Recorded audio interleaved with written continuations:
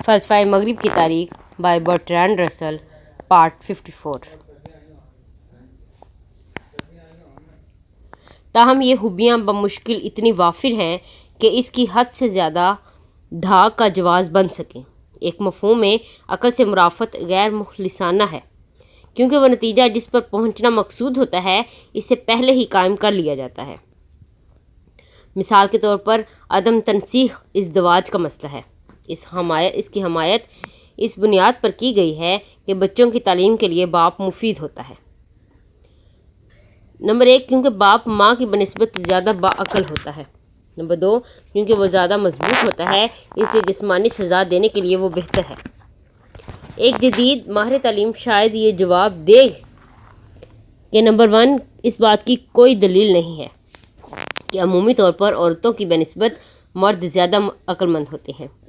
Number 2، کہ اس قسم کی سزا جس میں زیادہ جسمانی قوت کی ضرورت ہو تعلیم میں غیر پسندیدہ ہے۔ شاید وہ یہ بات بھی کہہ دے کہ جدید دنیا میں باپ کا تعلیم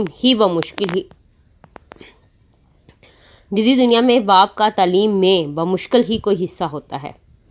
لیکن سینٹ تھامس کا کوئی پیروکار اس بنیاد پر تمام صرف ایک ہی عورت کے ساتھ بسر کر دینے کے عقیدے سے انکار نہیں کرے گا، کیونکہ عقیدے کی حقیقی بنیادیں وہ نہیں ہیں جو بیان کی گئی ہیں،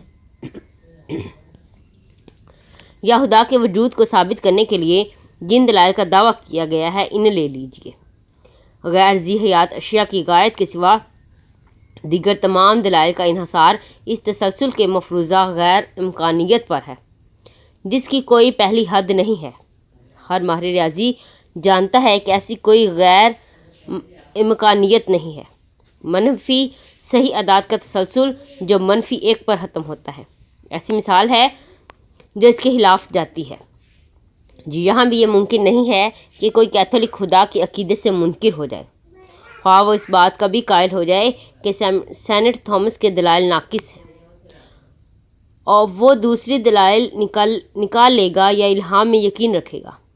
یہ قضیہ کہ خدا کا جوہر اور وجود ایک ہی ہے، کہ خدا خود اپنی خیر ہے، وہ خود اپنی قدرت ہے اور اعلیٰ حاضر القیاس، ایک ایسا التباس پیش کرتے ہیں جو افلاطون میں پایا گیا ہے۔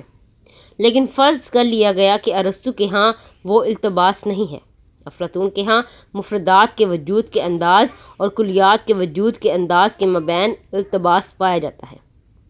ایک انسان یہی فرض کرتا ہے کہ خدا کا جوہر کلیات کی نوعیت کا ہے، جبکہ اس کے وجود کا نہیں ہے۔ یہ قضیہ تسلی بخش طور پر بیان کرنا مشکل ہے، لیکن یہ قضیہ منطق میں پیدا ہوتا ہے اور اسے مزید مانا نہیں جا سکتا ہے۔ لیکن یہ ایک قسم کی ترکیب نحوی میں التباس کی طرف اشارہ کرتا ہے۔ اس کے بغیر خدا کے متعلق بہت سا استدلال اپنی خوشنمائی کھو دے گا۔ ایکویناس میں کھری فلسفیانہ رخ بہت کم ہے۔ وہ افلاطون کے پیش کردہ سقراط کی طرح اس انداز سے روا نہیں ہوتا کہ وہ ادھر ہی چلتا جائے گا جدھر استدلال لے جائے گا۔ وہ ایسی تحقیق میں مصروف نہیں ہوتا جس کا نتیجہ شروع ہی سے جان جانا ناممکن ہو۔ وہ فلسفیانہ طریق اختیار کرنے سے پہلے ہی جانتا ہے کہ سچائی کیا ہے۔ یہ کیتھولک عقیدے میں پہلے ہی واضح ہو چکا ہے۔ اگر وہ عقیدے کے بعض حصوں کے متعلق ظاہری طور پر عقلی دلائل تلاش کرتا ہے تو یہ بہت اچھی بات ہے۔ اگر وہ ایسا نہیں کر سکتا تو اسے الہام کا سہارا لینا پڑتا ہے۔ پہلے ہی سے قائم شدہ نتیجے کے حق میں دلائل تلاش کرنا فلسفہ نہیں ہے، بلکہ ایک محسوس وکالت ہے۔ اس لیے یہ میں محسوس نہیں کر سکتا کہ وہ اس بات کا مستحق ہے کہ اسے یونان یا جدید زمانے کے بہترین فلسفیوں کی صف میں جگہ دے دی جائے۔ باب نمبر 14، فرانسس مکتب کے مدرسین، فرانسیسین اسکول مین۔ مجموعی طور پر فرانسس کے متبعین ڈومینیکن کے متبعین سے کم بے داغ راسخ العقیدہ تھے۔ ان دونوں سلسلوں میں شدید رقابت تھی۔ فرانسسکن سینٹ تھامس کی سند کو قبول کرنے کی طرف مائل نہ تھے۔ فرانسس مکتب کے سب سے زیادہ اہم 3 فلسفی راجر بیکن، ڈینز سکونس اور ولیم آف اوکم تھے۔ سینٹ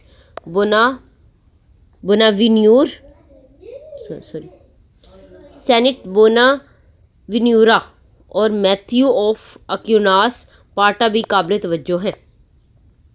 راجر بیکن 1214 سے 1294 کی اپنے زمانے میں زیادہ تعریف نہ ہوئی، لیکن جدید زمانے میں اس کی تعریف اس کی خوبیوں سے زیادہ کی گئی ہے۔ ایک محدود مفہوم میں وہ کوئی زیادہ فلسفی نہ تھا، وہ کثیر الجہت علوم کا مالک تھا اور علوم میں ریاضی اور سائنس سے اسے شدید محبت تھی۔ اس کے زمانے میں سائنس الکیمیا سے جڑی ہوئی تھی اور یہ سمجھا جاتا تھا کہ اس میں کالا جادو شامل ہے۔ بیکن کے متعلق یہ شک کیا جاتا تھا کہ وہ بدعت اور کالا جادو کرنے کا مرتکب ہے، اس لیے وہ لگاتار تکلیفیں اٹھاتا رہا۔ 1257 میں فرانسس مسلک کے سربراہ سینٹ بوناوینٹورا نے اسے پیرس میں زیر نگرانی رکھا اور اسے کچھ شائع کرنے سے منع کر دیا۔ اس پر تحریر و اشاعت کی پابندی کے باوجود پوپ کے وکیل گائی ڈی فولیکیوس نے متضاد احکامات کے باوجود اسے حکم دیا کہ وہ پوپ کی حمایت میں اپنا فلسفہ بیان کرے۔ اس لیے اس نے بہت قلیل عرصے میں 3 کتابیں اوپس مائنس، اوپس میگس اور اوپس ٹیٹیم لکھی۔ یوں لگتا ہے ان کتابوں نے اچھا تاثر قائم کیا اور اسے 1268 میں آکسفورڈ واپس آنے کی اجازت دے دی گئی۔ آکسفورڈ یونیورسٹی سے ہی اسے سزا کے طور پر پیرس میں ایک طرح کی قید میں رکھا گیا تھا، تاہم کوئی سزا اسے محتاط نہ بنا سکی۔ اس نے اپنے زمانے کے نامور عالموں پر حقارت آمیز تنقید کی۔ اس نے خصوصاً یہ دعویٰ کیا کہ یونانی اور عربی سے ترجمہ کرنے والے بہت بری طرح نااہل ہیں۔ 1271 میں اس نے کمپینڈیم سٹیوڈی فلوسفیلیک کتاب لکھی، جس میں اس نے پادریوں کی جہالت پر حملہ کر دیا۔ اس کتاب نے اس کے رفقائے کار میں اس کی مقبولیت میں کوئی اضافہ نہ کیا۔ 1278 میں مسلک کے سربراہ نے اس کی کتابوں کی مذمت کی اور اسے 14 سال کے لیے قید میں ڈال دیا گیا۔ 1292 میں اسے قید سے آزاد کر دیا گیا، لیکن تھوڑا عرصہ بعد ہی وہ قید حیات سے آزاد ہو گیا۔ اس کی علمیت قاموسی مگر بے ترتیب تھی۔ اپنے زمانے کے بیشتر فلسفیوں کے برعکس وہ تجربہ کی قدر پہچانتا تھا۔ اس نے اس کی اہمیت کو سو قضا کے نظریہ سے پیش کی۔ اس نے علم جغرافیہ پر بہت کچھ لکھا۔ کولمبس اس کی جغرافیہ کی کتاب پڑھ کر متاثر ہوا تھا۔ وہ ایک ماہر ریاضی دان تھا۔ وہ اقلیدس کو 6 اور 9 کتاب کا حوالہ دیتا ہے۔ عربی ماخذات کی پیروی کرتے ہوئے وہ تناظر پر بحث کرتا ہے۔ وہ منطق کو علم فضول سمجھتا ہے۔ اس کے برعکس اس نے الکیمیا کی بہت قدر کی اور اس پر خوب لکھا۔ اس کے علم کی وسعت اور طریق کار کا اندازہ لگانے کے لیے میں اس کی کتاب اوپس میگس کے بعض حصوں کا خلاصہ پیش کروں گا۔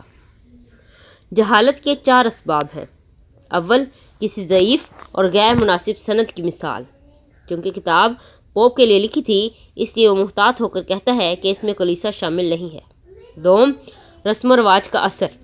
سوم، بے علم ہجوم کی رائے۔ اس سے یہ خیال ہوتا ہے کہ اس میں اس کے اپنے سوا تمام معاصرین شامل ہیں۔ چہارم، ظاہری دانائی کے اظہار میں اپنی جہالت چھپانا۔ ان تمام اسباب میں سے چوتھا بدترین ہے۔ ان 4 وبائی امراض سے تمام انسانی برائیاں جنم لیتی ہیں۔ ایک رائے کی حمایت میں اپنے آباء و اجداد کی سند سے، عام اعتقاد سے یا رسم و رواج سے دلیل دینا غلطی ہے۔ اپنے نظریہ کی حمایت میں وہ سینیکا، سسرو، ابن Sina, Ibn Rushd, Adelard of Bath, Saint Jerome اور سینٹ کرمسٹوم کا حوالہ دیتا ہے۔ یوں معلوم ہوتا ہے کہ اس کے خیال میں یہ اسناد یہ ثابت کرنے کے لیے کافی ہیں کہ سند تسلیم نہیں کی جانی چاہیے۔ وہ ارسطو کا بہت زیادہ احترام کرتا ہے، لیکن لامحدود نہیں۔ تمام دانا انسانوں کی رائے نے صرف ارسطو کو اس کے متبعین سمیت فلسفی قرار دے دیا ہے۔ اپنے بیشتر معاصرین کی طرح وہ ارسطو کے لیے الفلسفی کا لقب استعمال کرتا ہے، لیکن ہمیں یہ بتایا جاتا ہے کہ ارسطو بھی انسانی دانائی کی حد تک نہ پہنچ پایا۔ اس کے بعد ابن سینا فلسفہ کا شہزادہ اور رہنما تھا، اگرچہ وہ قوس قزح کو صحیح نہ سمجھ پایا تھا کیونکہ وہ اس کا آخری سبب نہ جانتا تھا، جو پیدائش کے مطابق آبی بخارات کا پھیلاؤ ہے۔ اس کے باوجود جب بیکن قوس قزح بیان کرتا ہے تو وہ ابن سینا کا ذکر بہت تعریف سے کرتا ہے۔ گاہو بگاہ وہ ایسی باتیں کرتا ہے جس سے راسخ الاعتقادی کا اظہار ہوتا ہے، مثلا یہ کہ کامل دانائی صحائف میں پائی جاتی ہے جس کی وضاحت شرعی قانون اور فلسفے سے ہوتی ہے، لیکن اس وقت وہ بہت زیادہ مخلص معلوم ہوتا ہے جب یہ کہتا ہے کہ غیر مسیحیوں سے علم حاصل کرنے پر کوئی اعتراض نہیں ہے۔ ابن سینا اور ابن رشد کے علاوہ اکثر اوقات الفارابی کا اور البومزار اور دوسرے فلسفیوں کا بھی کبھی کبھی حوالہ دیتا ہے۔ البومزار کا حوالہ یہ ثابت کرنے کے لیے دیتا ہے کہ علم ریاضی طوفان نوح سے پہلے حضرت نوح اور ان کے بیٹوں کو معلوم تھا۔ میرا خیال ہے کہ یہ اس بات کی مثال ہے کہ ہم غیر مسیحیوں سے بھی علم حاصل کریں۔ بیکن علم ریاضی کی ایسی تعریف کرتا ہے کہ یہ واحد غیر الہامی یقین کا ذریعہ ہے، جیسے کہ اس کی الہیت اور علم نجوم میں ضرورت ہے۔ ابن رشد کی پیروی میں بیکن اس کا قائل ہے کہ عقل ایک جوہر ہے جس کی ماہیت کو روح سے الگ کیا گیا ہے۔ وہ نامور مذہبی شخصیات کا حوالہ دیتا ہے جن میں لنکن کا بشپ ہگراسی ٹیسٹی شامل ہے، جو اس رائے کی حمایت کرتا ہے۔ وہ سینٹ تھامس کی رائے سے متضاد ہے۔ وہ کہتا ہے کہ ارسطو کی دو تحریریں جو بظاہر متضاد لگتی ہیں وہ دراصل غلط ترجمے کی وجہ سے ایسی لگتی ہیں۔ وہ افلاطون کا براہ راست حوالہ نہیں دیتا بلکہ دوسروں کے حوالے سے، یعنی سسرو کے ذریعے یا کسی تیسرے حوالوں یعنی فرفریوس پر عربوں کی تحریروں کے ذریعے۔ اس لیے نہیں کہ وہ فرفریوس کا بہت احترام کرتا ہے، وہ اس کے کلیات کے نظریہ کو احمقانہ قرار دیتا ہے۔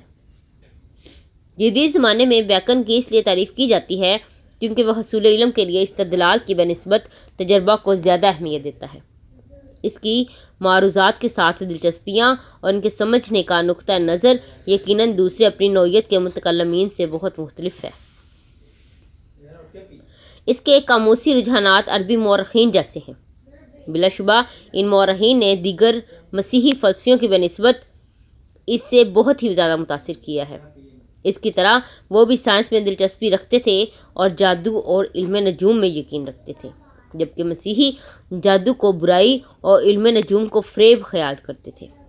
وہ حیران کن شخصیت ہے کیونکہ وہ قرون وسطیٰ کے مسیحی فلسفیوں سے بہت ہی زیادہ مختلف ہے، لیکن اپنے ہی زمانے میں اس کا اثر بہت کم ہوا ہے۔ میرے خیال میں اس کا اتنا زیادہ سائنسی رویہ نہ تھا جتنا کہ بعض اوقات خیال کیا جاتا ہے۔ انگلستان کے عالم کہتے تھے کہ اس نے بارود ایجاد کیا، لیکن یہ بات بلا شبہ غلط ہے۔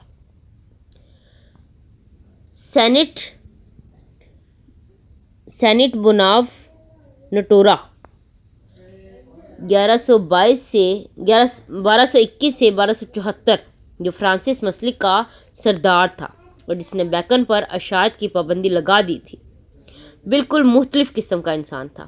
وہ ان اسلم کی روایات کا مقلد تھا اور اس کے کونیاتی استدلال کا قائل تھا۔ اکاس پارٹا کا میتھیو بانوینیٹورا کا پیروکار تھا، لیکن نئے فلسفہ سے کم متاثر تھا۔ وہ فرانسسکن تھا اور کارڈینل بھی بن گیا۔ وہ آگسٹائن کے نقطہ نظر سے سینٹ تھامس کا مخالف تھا، لیکن اس کے لیے ارسطو الفلسفی ہے، اس کا وہ بار بار حوالہ دیتا ہے۔ ابن سینا کا بہت زیادہ حوالہ دیتا ہے۔ سینٹ ان اسلم کا حوالہ احترام سے دیا جاتا ہے۔ اسے نو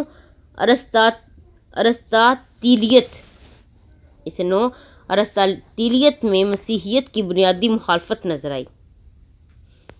وہ افلاطونی اعیان کا قائل تھا جنہیں صرف خدا ہی پوری طرح سمجھ سکتا ہے۔ اس کی تحریروں میں آگسٹائن کا متواتر حوالہ ملتا ہے، لیکن عربوں کا کوئی حوالہ نہیں ملتا۔ چند قدیم وسنیوں کے حوالے ہیں۔ ایکویناس کا میتھیو 1235 سے 1302 بوناوینٹورا کا متبع تھا، لیکن اسے نئے فلسفہ سے کم لگاؤ تھا۔ وہ فرانسسکن تھا اور کارڈنیل بن گیا۔ اس نے آگسٹائن کے نقطہ نظر سے سینٹ تھامس کی مخالفت کی، لیکن اس کے لیے ارسطو الفلسفی دا فلاسفر ہے۔ اس کا وہ بار بار حوالہ دیتا ہے، ابن سینا کا بار بار حوالہ دیا جاتا ہے۔ سینٹ النسلم کا احترام سے ذکر کیا جاتا ہے اور اس طرح ڈیونیسیس کا بھی، لیکن سب سے بڑی سند سینٹ آگسٹائن ہے۔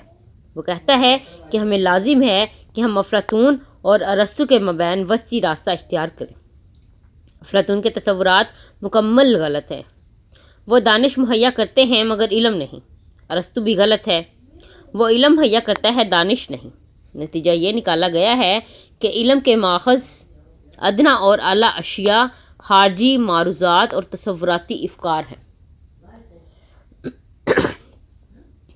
ڈینس اسکاٹس 1270 سے 1308 نے فرانسس کی ایکویناس سے بحث کو آگے بڑھایا۔ وہ اسکاٹ لینڈ یا السٹر میں پیدا ہوا، آکسفورڈ میں فرانسسکن بن گیا اور بعد کی زندگی پیرس میں بسر کی۔ اس نے اس عقیدہ کی حمایت کی کہ حضرت مریم فطری گناہ کے بغیر حاملہ ہو گئیں۔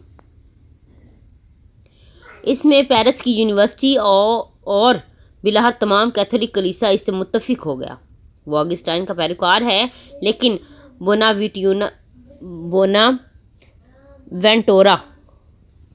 بوناوینٹورا یا میتھیو آف آکسپارٹا کی انتہا پسندی سے کم۔ انہی کی طرح اس کے سینٹ تھامس سے اختلافات فلاطونیت اور آگسٹائن کے فلسفہ کے آمیزے سے تشکیل پاتے ہیں۔ مثال کے طور پر وہ اس مسئلہ پر بحث کرتا ہے کہ کیا یقینی اور حالت سچائی کا علم غیر محلوق نور کی تجلی کے بغیر عام رائے کے فطری فہم سے ہو سکتا ہے؟ اس کا استدلال ہے کہ ایسا نہیں ہو سکتا۔ اس نظریے کی حمایت میں اس کی پہلی ہی دلیل مکمل طور پر آگسٹائن کے حوالیوں پر مشتمل ہے۔ اس کی واحد مشکل رومن باب 1 آیت 20 ہے، کیونکہ خدا کی اندیکھی صفتیں یعنی کہ اس کی ازلی قدرت اور الوہیت دنیا کی پیدائش کے وقت سے بنائی گئی چیزوں کے ذریعے معلوم ہو کر صاف نظر آتی ہیں۔ ڈینس اسکاٹس ایک معتدل حقیقت پسند تھا۔ وہ آزاد رائے میں یقین رکھتا تھا اور پیلجین پیدائشی گناہ کا منکر مکتب کی طرف مائل تھا۔ اس کا عقیدہ تھا کہ وجود اپنے جوہر سے مختلف نہیں ہے۔ وہ شہادت میں دلچسپی لیتا تھا، یعنی اشیاء کی ایسی اقسام میں جنہیں ثبوت کے بغیر مانا جا سکے۔ اس کی 3 اقسام ہیں۔ اول، ایسے اصول جو خود بخود جانے جاتے ہیں۔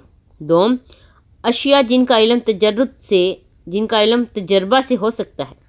سوم، ہمارے اپنے اعمال، لیکن خدا کی تجلی کے بغیر ہمیں اس بات کا علم نہیں ہو سکتا۔ بیشتر فرانسس مسلک کے لوگ ایکویناس کی بجائے ڈینس اسکاٹس کی پیروی کرتے تھے۔ ڈینس اسکاٹس کا عقیدہ تھا کہ چونکہ وجود اور جوہر میں کوئی فرق نہیں، اس لیے اصول تفرد یعنی ایک شے کو دوسری شے کے عین نہیں بناتا۔ متکلم فلسفے کے اہم مسائل میں سے ایک تھا۔ یہ قضیہ یا مسئلہ مختلف صورتوں میں آج بھی موجود ہے، لیکن کسی محسوس مصنف کا حوالہ دیے بغیر ہم مسئلہ بیان کرتے ہیں۔ مفرد اشیاء کی صفات میں بعض جوہری ہوتی ہیں اور بعض امکانی۔ اشیاء کی امکانی صفات وہ ہوتی ہیں جن کے چھن جانے کی صورت میں اشیاء کی اپنی انفرادیت قائم رہتی ہے۔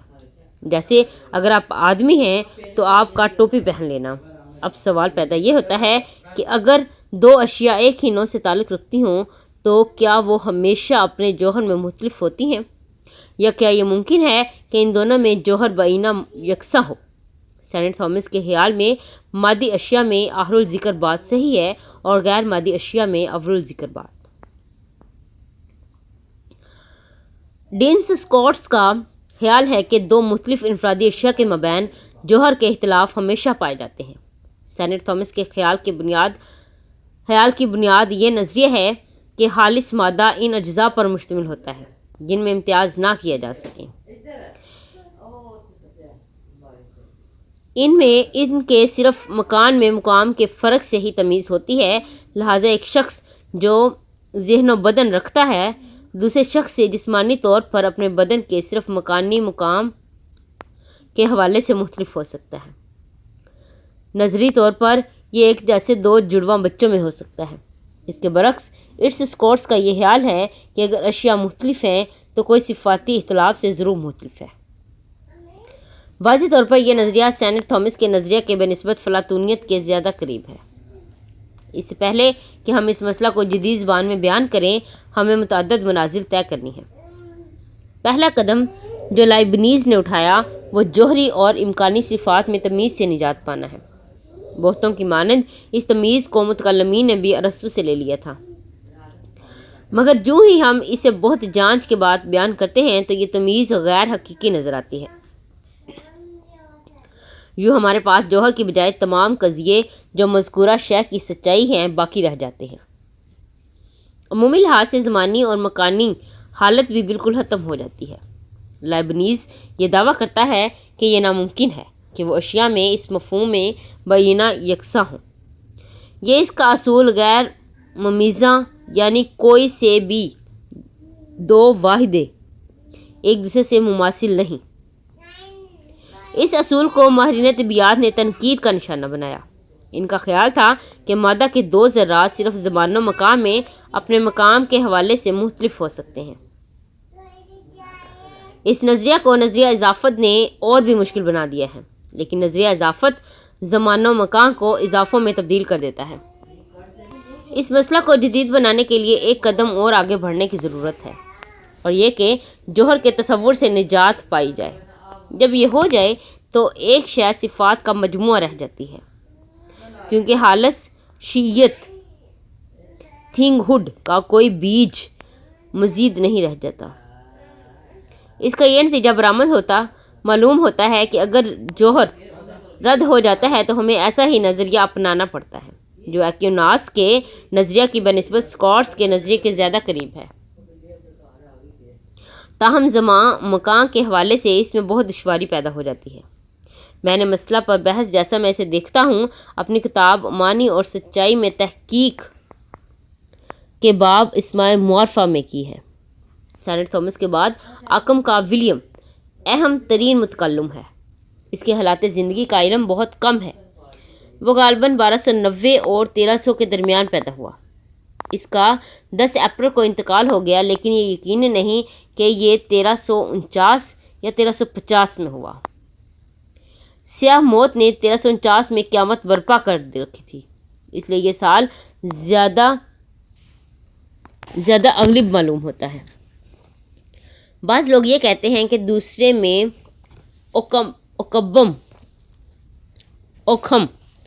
اوکھم کے مقام پر پیدا ہوا، لیکن ڈیلسی برنز یارک شائر میں اوکہم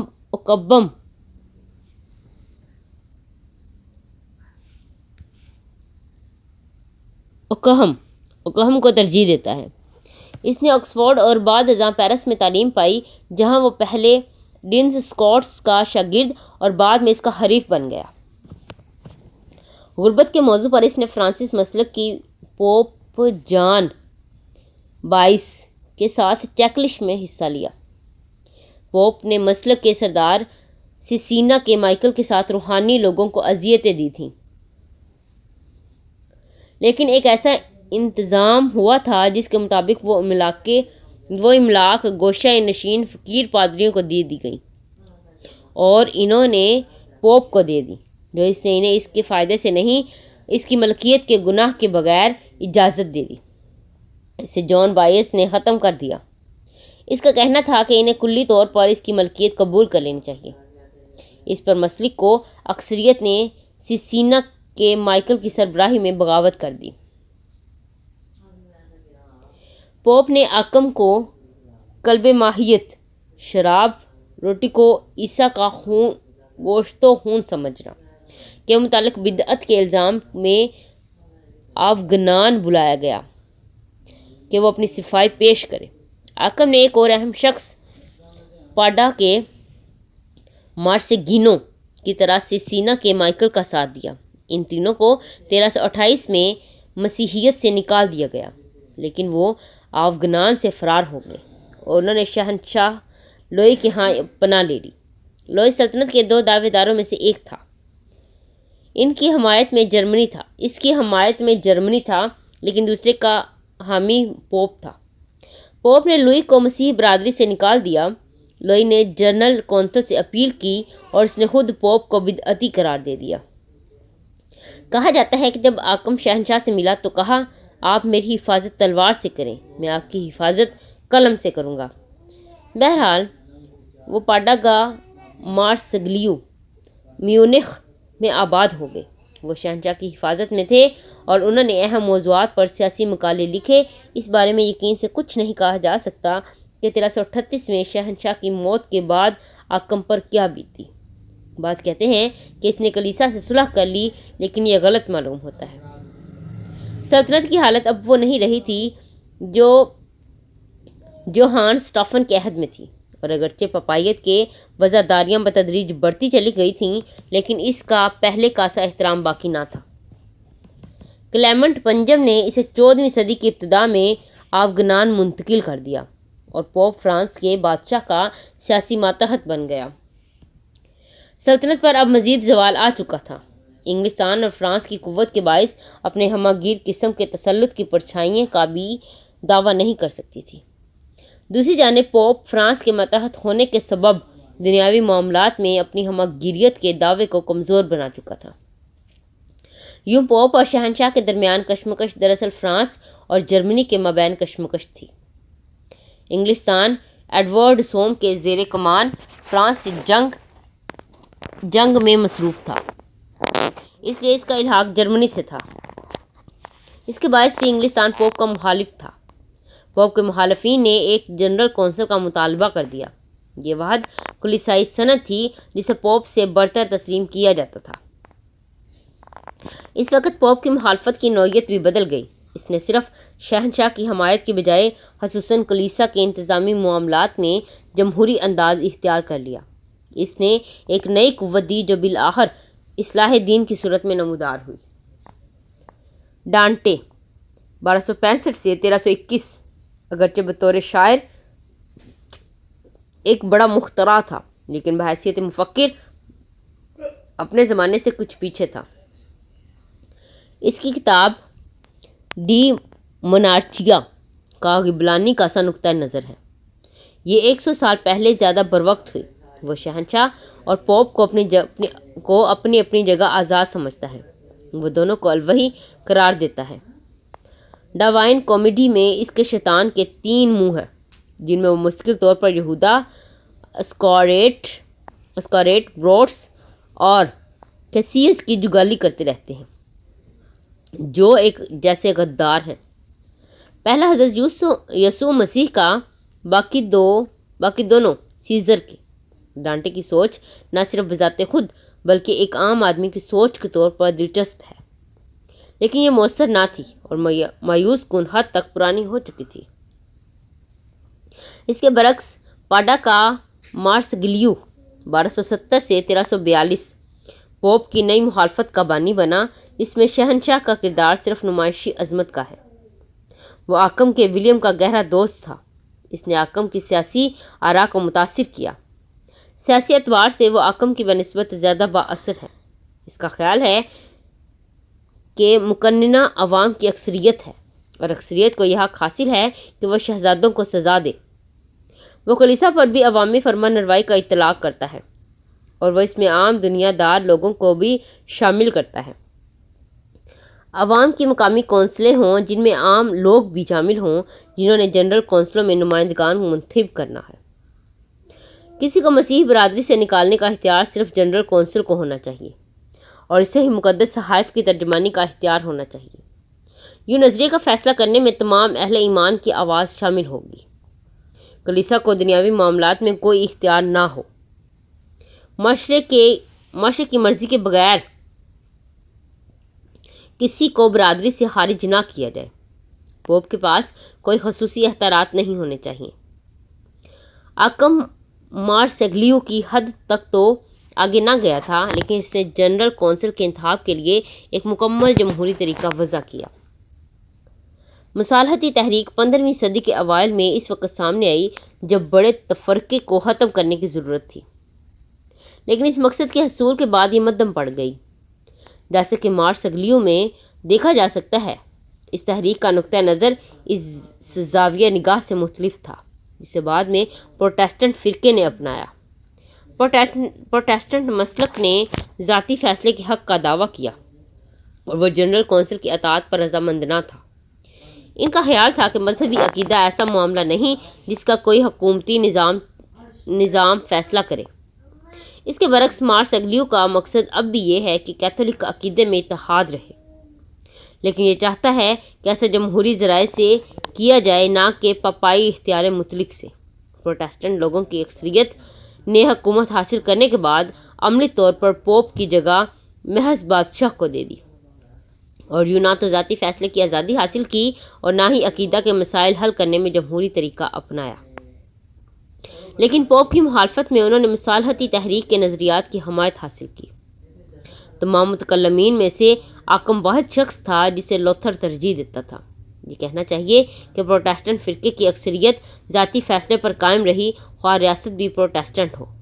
انگلستان میں حملہ جنگی کے دوران آزاد مسیحیوں اور پریسبیٹرین میں سب سے بڑا نقطہ امتیاز یہی تھا۔